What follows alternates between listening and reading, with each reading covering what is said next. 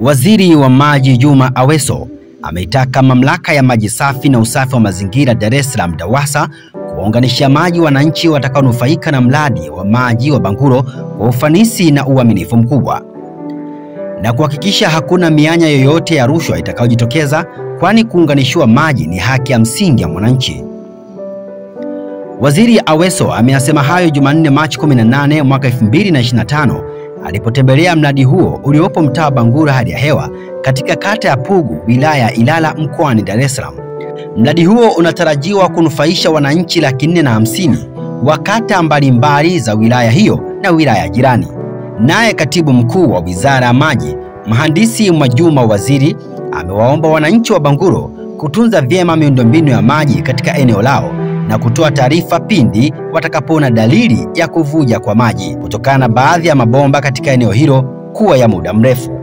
Endelea kutufuatilia kupitia mitandao yetu mbalimbali ya kijamii, Stein TV_TZ.